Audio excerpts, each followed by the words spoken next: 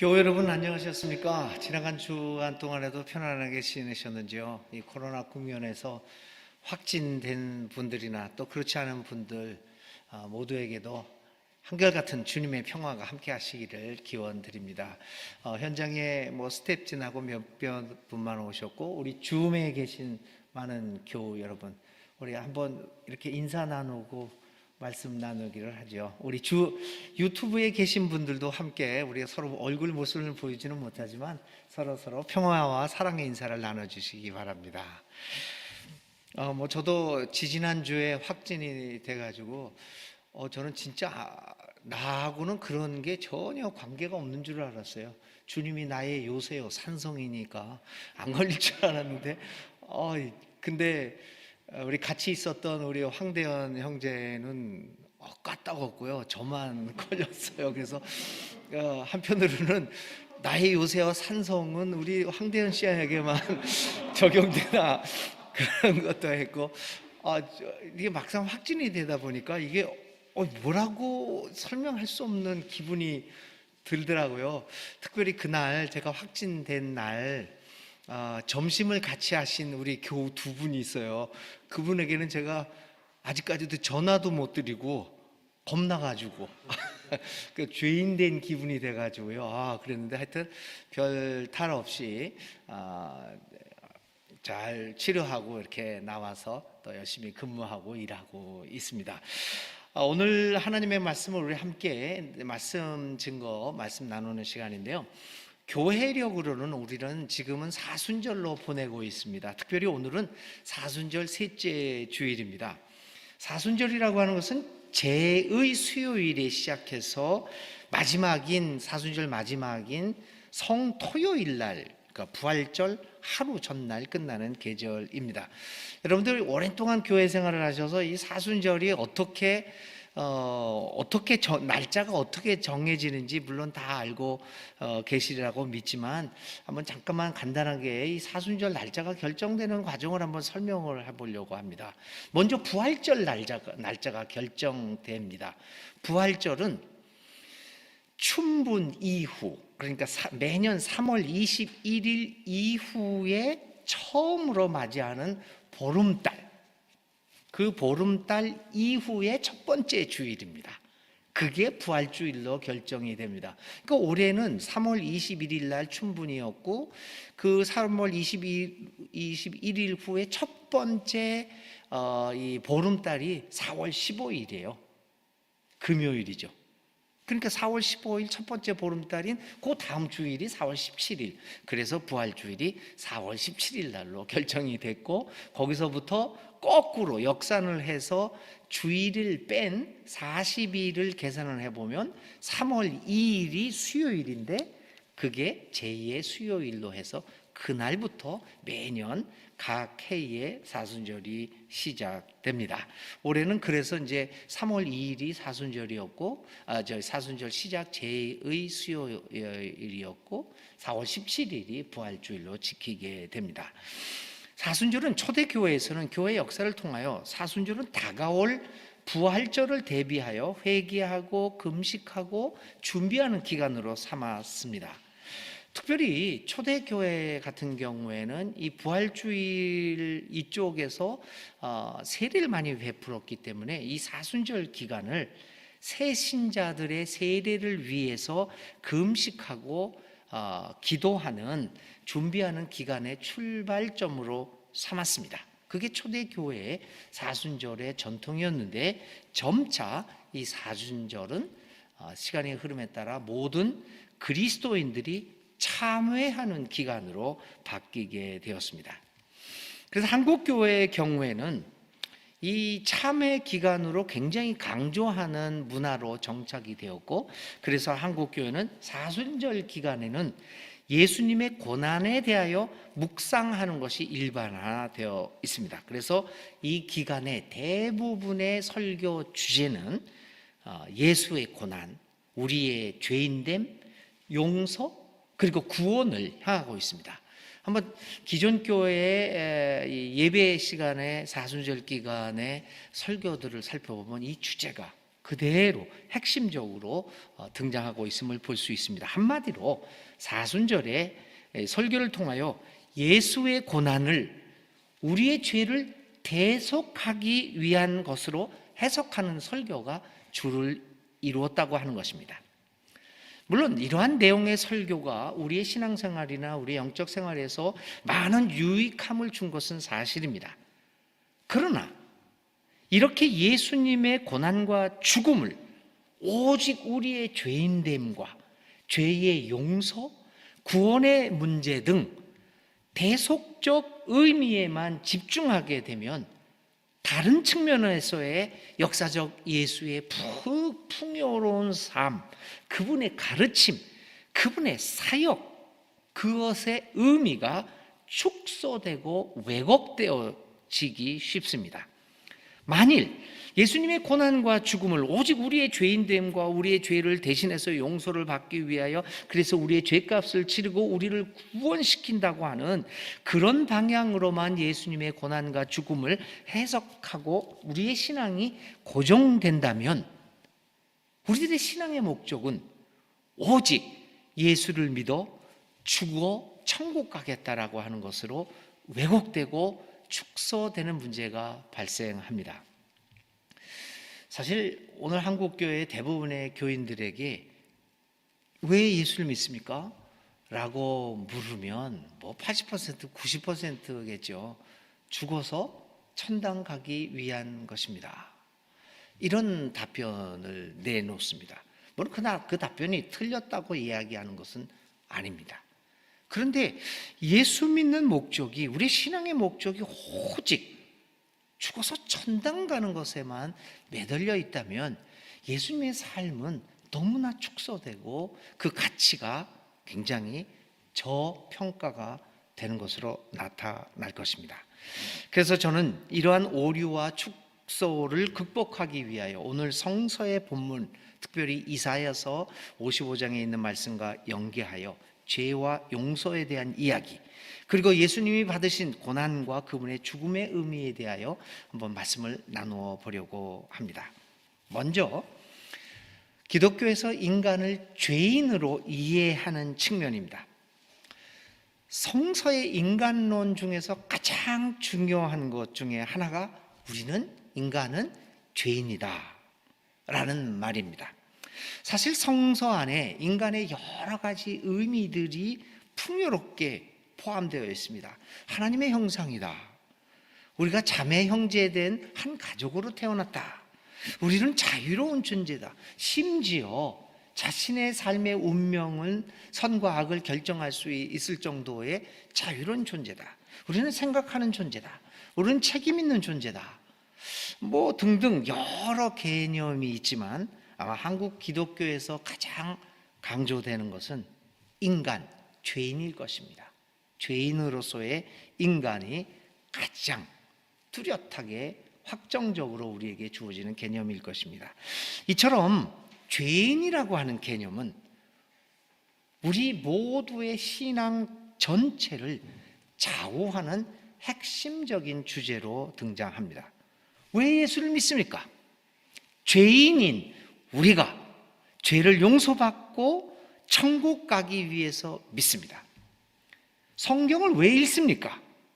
죄인인 우리가 죄에 대한 욕망을 이기고 옳은 길을 가기 위한 지침이 있는 하나님의 말씀이기 때문입니다. 왜 교회를 다닙니까?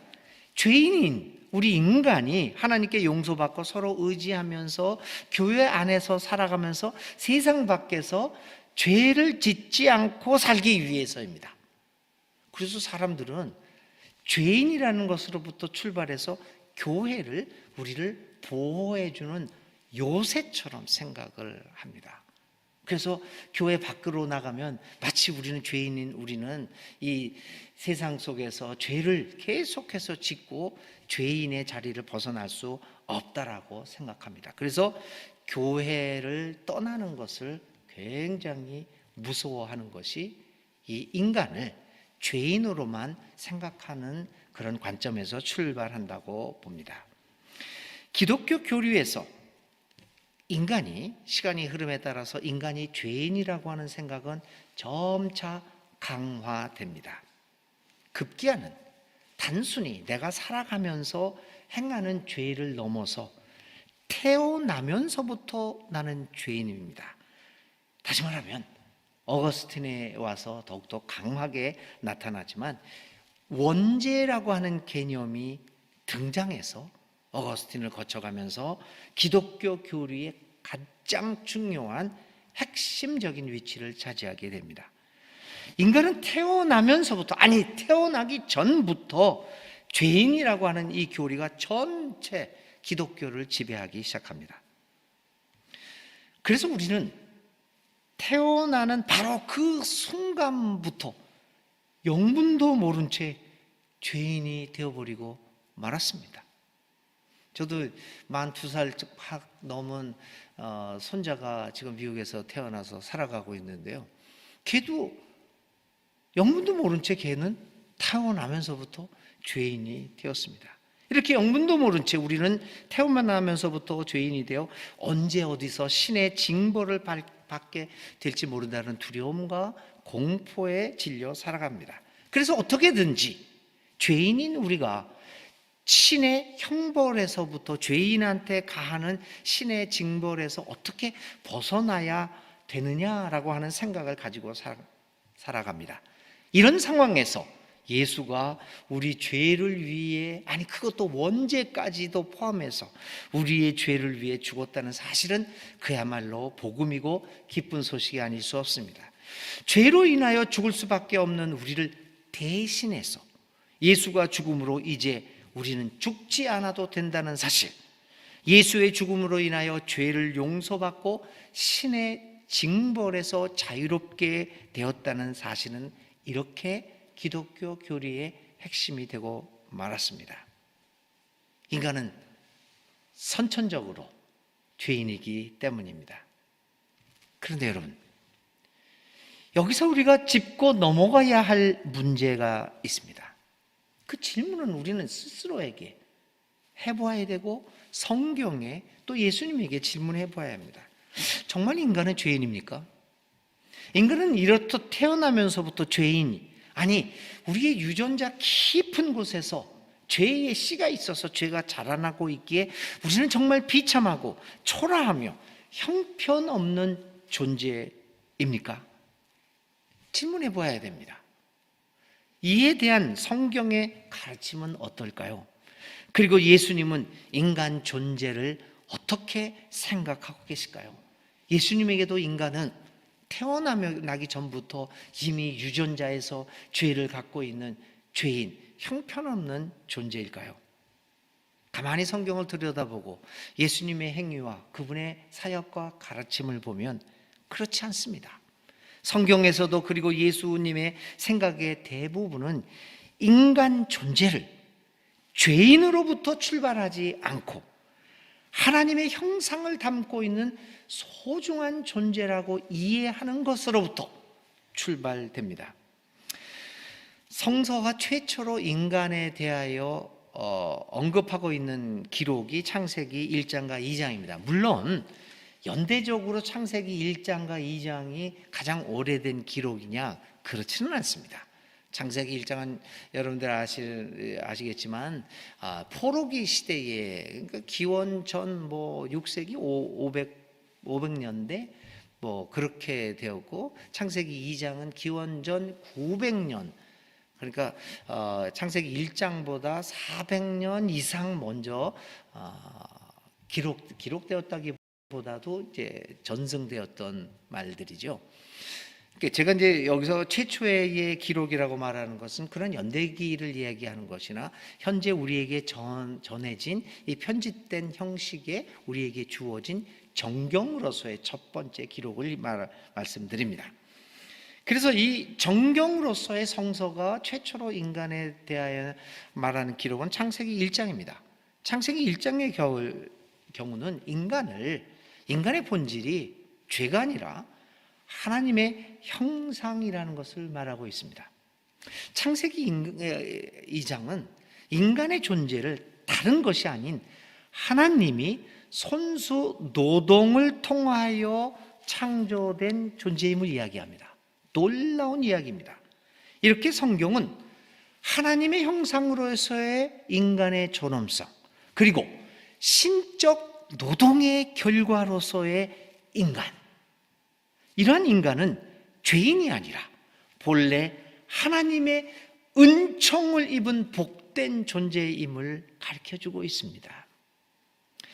예수 세미나의 학자 중에 로빈 마이어스라고 하는 사람이 상당히 오래된 책이기는 하는데요, 그 책을, 이런 책을 하나 썼어요. 예수를 교회로부터 구출하라, Saving Jesus from the Church, 이러는 건데, 예수 그 책 표지가요 이렇게 되어 있습니다. 예수의 얼굴이 나오는데, 그 예수의 입에 그 우리가 박스 만들 때 쓰는 그 강력 테이프가 회색으로 입을 가리는 그 표지를 가지고 있는 책인데요, 이 로빈 마이어가 예수를 교회로부터 구출하라라고 하는 책에서 이렇게 얘기합니다. 여러 가지 예수에 대한 잘못된 왜곡된 견해들을 쭉 설명하는 가운데 그 중에 하나가, 인간 존재는 원죄의 개념이 아니라 원복의 개념으로부터 시작되어야 한다고 이야기합니다.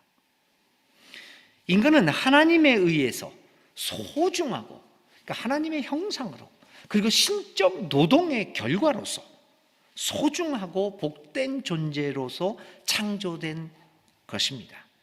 태어나면서부터 죄악의 씨를 유전자 속에 품고 있는 원죄인이 아닙니다.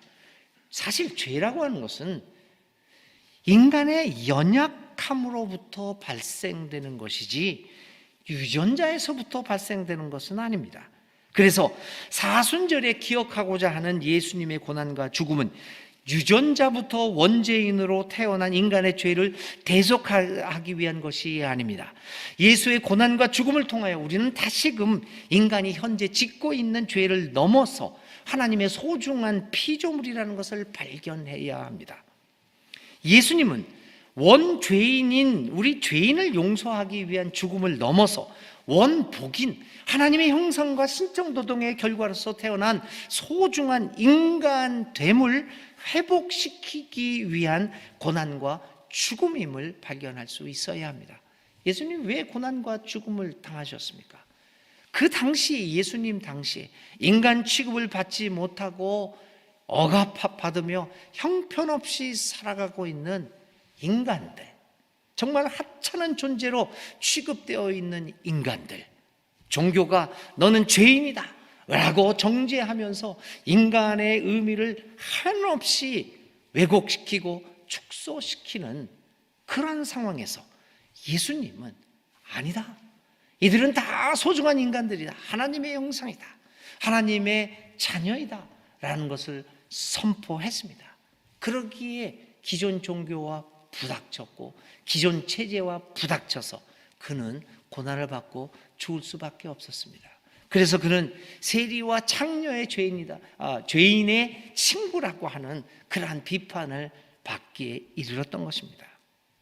원복인으로 창조된 인간을 회복하는 대창조의 역사, 인간을 원죄인으로 몰아가고 있는 그 사회와 그 종교 체제에 저항하는 가운데 예수님은 고난을 받았고 결국에는 죽음까지 이르게 되었다는 것입니다.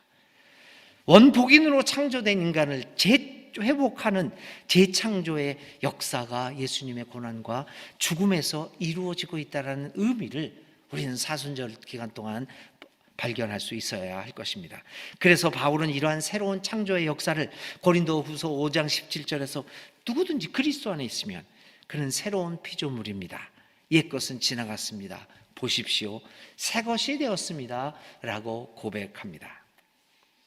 교우 여러분, 이제 우리는 사순절 셋째 주일, 벌써 중간기를 지나고 있습니다. 이제 예수의 고난과 죽음을 형편없는 죄인인 우리를 용서하기 위함이라고 하는 그 개념을 넘어서 오히려 우리의 연약함의 결과인 죄로 인하여 원복에서 멀어진 우리를 다시금 소중한 인간 존재로 회복시키기 위함이라는 것을 이해하면 좋겠습니다. 예수님의 고난과 죽음을 원복인으로 태어난 인간의 존엄성을 회복하기 위한 새 창조로 이해하게 될 때 비로소 예수님이 받으신 그 고난과 죽음은 우리를 침울하게 만들지 않고 오히려 희망을 줍니다. 오히려 인간 존재의 소중함을 기억하고 이 인간 존재가 소홀히 여김을 받는 오늘의 삶의 현장에서 이것을 회복하기 위한 고난과 희생에 동참하도록 우리를 이끌어 줄 것입니다. 원복인을 회복하기 위한 예수님의 고난과 죽음에 대한 기억은 우리가 사는 세상을 인간이 조금 더 인간답게 살아갈 수 있는 세상으로 만드는 일에 참여하도록 우리를 초청하고 있습니다. 그렇게 될 때 예수님의 고난과 죽음의 진정한 의미는 더욱 빛을 발하게 될 것입니다. 또 예수님의 고난과 죽음과 관련해서 두 번째로 중요하게 우리의 관심을 끄는 주제는 이 대속과 더불어서 죄값 치르기입니다. 기독교 신학에서 죄와 용서의 관계에서 빠질 수 없는 죄가 값치름입니다. 그리스도의 죽음과 피가 값을 치르는 것이다 라는 것으로 해석되어 왔다는 것입니다. 초대 교부들의 경우에는 예수 그리스도의 피는, 흘린 그 예수 그리스도의 죽음은 사탄에게 지급하는 몸값으로 이해되었습니다. 랜섬이에요. 납치되어 있는 납치자에게 그 사람을 구출하기 위해서 치르는 몸값, 사탄에게 치르는 몸값으로 이해했습니다. 채권자는 사탄입니다. 그래서 그리스도의 희생과 피, 그의 죽음은 사탄에게 지급하는 몸값이었습니다. 값을 치르지 않으면 사탄에게 붙잡혀 있어서 죽음으로 갈 수밖에 없는 죄에 얽매여 있는 인간을 구원할 수 없기 때문이다. 납치자는 사탄입니다. 그렇게 해서 많은 초대교회 사람들이 예수의 피는 랜섬, 몸값을 치렀다. 이 값치르기라고 하는 생각이 지배적으로 등장하기 시작했습니다. 근데 1000년도에 와서 11세기에 와서 안셀름이라고 하는 사람이 등장하는데 이 안셀름은 이 교부들의 생각을 거부했습니다. 아니다. 그게 아니다. 그런데 이 안셀름도요. 몸값을 지불하는 거에 대해서는 동의했습니다. 치러야 된다. 반드시 지급해야 된다. 다만 누구에게 지급하느냐? 사탄이 아니라 하나님에게 이 우리의 죄의 값을 치러야 된다라고 얘기를 했습니다. 그래서 안셀름은 이렇게 생각을 한 거죠. 하나님은 우리가 우리의 죄를 받아들이고 용서할 수 있는 분이다. 그러나 하나님은 그럼에도 불구하고 우리로부터 반드시 죄 값을 받아내시는 분이다. 여러분 이게 이제 모순적인 거죠. 그래서 안셀름은 이거 생각을 합니다. 자, 빚을 갚아야 돼요. 빚을 갚지 않으면 나는 최종적으로 해방이 되지 않습니다. 하나님이 나를 받아들일 수는 있지만 내가 죄인임에도 불구하고 나를 받아들일 수는 있겠지만 용서까지도 가능하겠지만 나를 완벽하게 하나님의 자녀로 만들지는 않습니다. 왜냐? 내가 지고 있는 빚을 갚아야 하기 때문입니다. 그 문제는 그 빚이 너무나 커서 빚을 갚을 능력이 인간에게 없다는 겁니다. 이러한 상황에서 상상할 수 있는 유일한 것은 신의 사랑입니다. 신의 사랑은 어떻게 표현됩니까? 신은 빚을 탕감해 주는 대신에 그 빚 갚기로 자기 아들을 선택해서 아들을 희생시킵니다. 그리고 아들의 피로 인간이 반드시 갚아야 할 의무인 죄 값치름, 그것을 대신합니다. 결국은 이 하나님은 값치르기는 어떤 경우에도 미룰 수 없는 사건입니다. 어떠한 경우라도 값은 치러야 합니다. 탕감이라는 개념은 이 신에게는 전혀 없습니다. 빚을 갚자 신은 만족해하고 인간을 구원합니다. 이것이 안셀름이 주장하는 대속론 혹은 만족설입니다.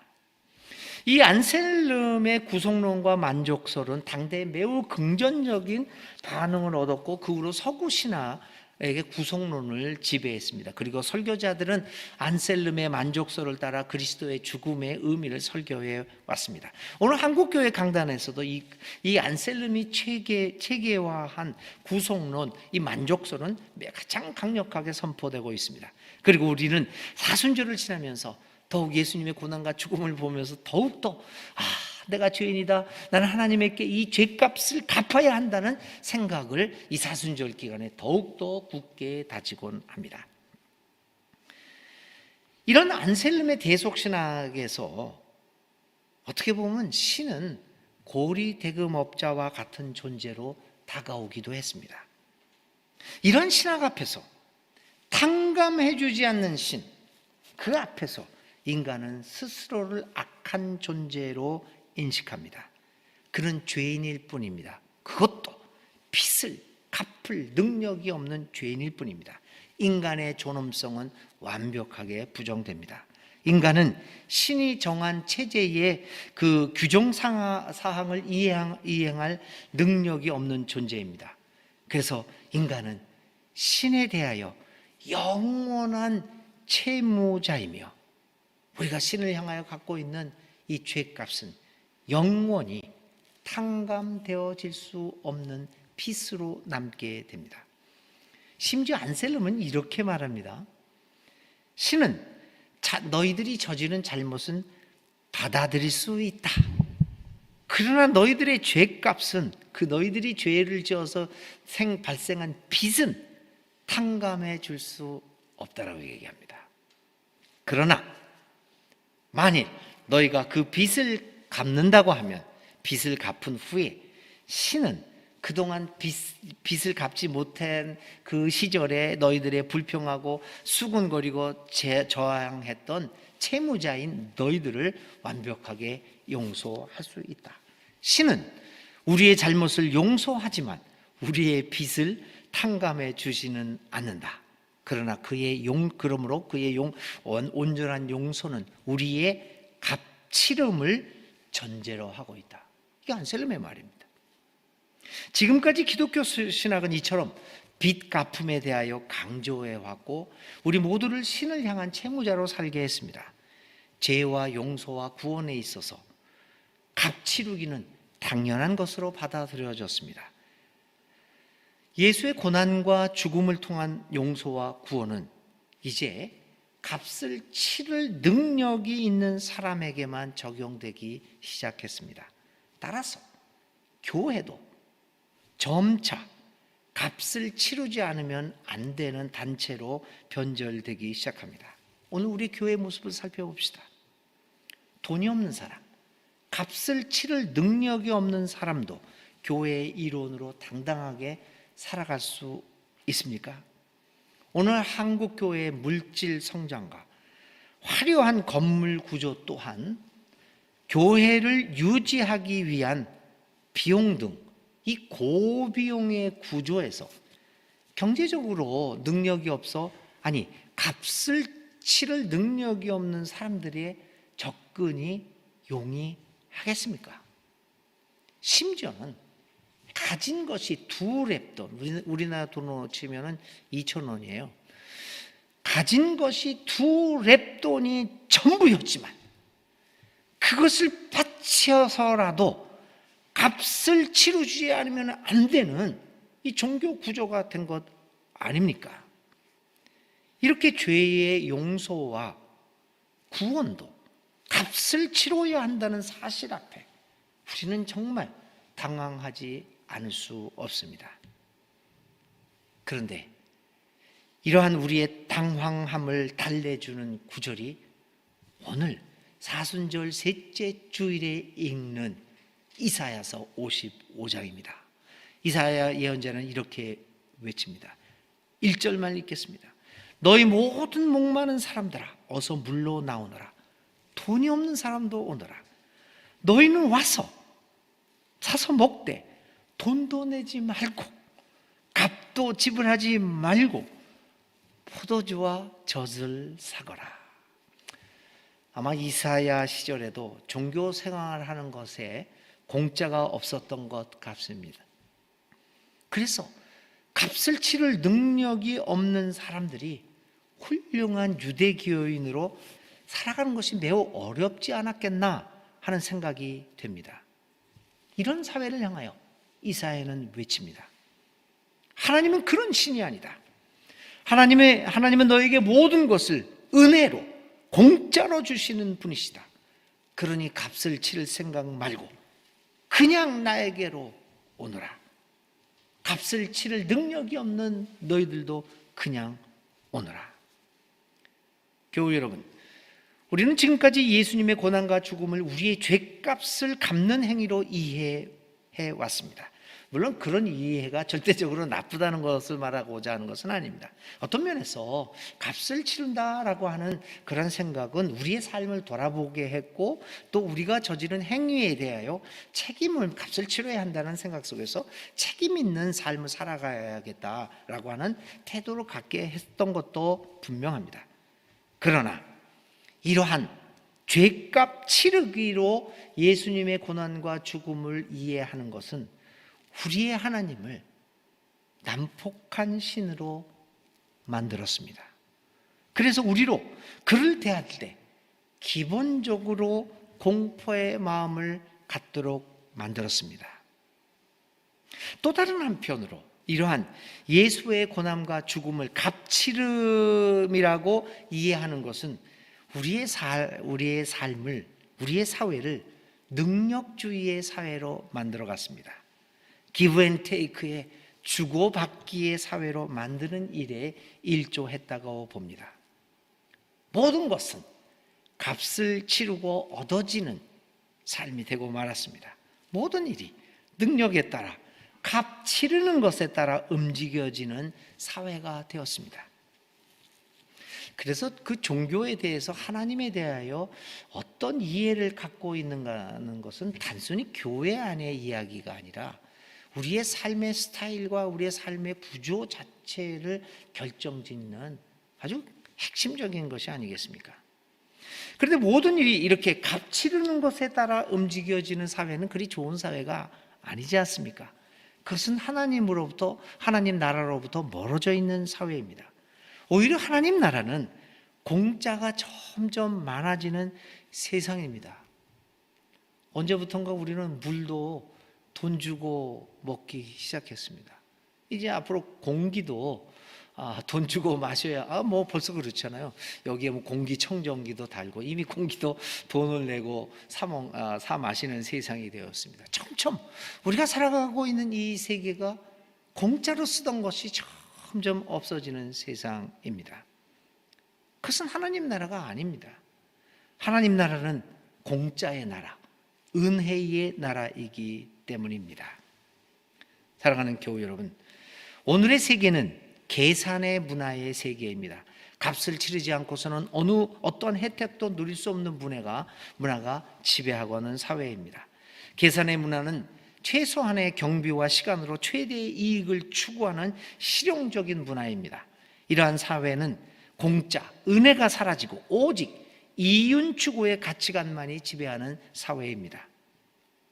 사순절을 보내면서 예수님의 고난과 죽음을 가격 치름의 관점이 아니라 오히려 값없이 우리의 인간다운 삶을 위하여 자신의 목숨을 내어주시는 예수님의 그 모습에 우리의 눈을 돌려야 하지 않겠습니까? 마태복음 10장 8절에 예수님은 그의 제자들에게 거저 주었으니 거저 주라, 거저 받았으니 거저 주라 라고 하는 은혜의 삶, 값을 치르지 않는 삶에 대하여 강조합니다.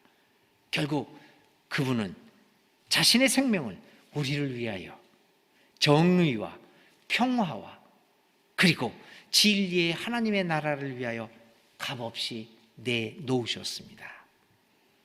삶 자체에 값을 매기면서 값 치르기를 요구하는 신자유주의적인 삶의 정황 속에서 오늘 한국교회는 예수님의 고난과 죽음을 어떤 영성을 가지고 선포할 것입니까? 오늘 한국교회 목회 구조 속에서도 이 계산의 문화, 값을 치름에 없이는 구원 없음이 확대 재생산되는 것은 아닐까요? 계산의 문화에 의해 지배되고 있는 신자유주의 사회에서 한국교회가 다시금 회복할 것이 있다면 사순절에 생각하는 예수님의 고난과 죽음을 통한 은혜의 영성일 것입니다. 교우 여러분, 사순절에 기억하는 예수의 고난과 죽음은 우리로 인간 존재의 존엄과 그의 회복, 그리고 값 치름 없이도 우리 함께 살아가는 좋은 사회를 만드는 일에 참여하도록 우리를 초청하고 있습니다. 이 초청의 부름에 아멘으로 응답하는 우리 진정한 예수 따름이, 예수인들이 많아졌으면 좋겠다라는 생각을 갖게 되는 사순절 셋째 주일입니다. 돈을 지불하지 말고 값치름 없이 나에게로 오너라 라고 하는 예수님의 음성을 듣는 이 귀한 사순절 기간이 되시기를 바랍니다. 이 말씀을 마음에 두고 잠깐 각자 침묵의 시간을 갖겠습니다.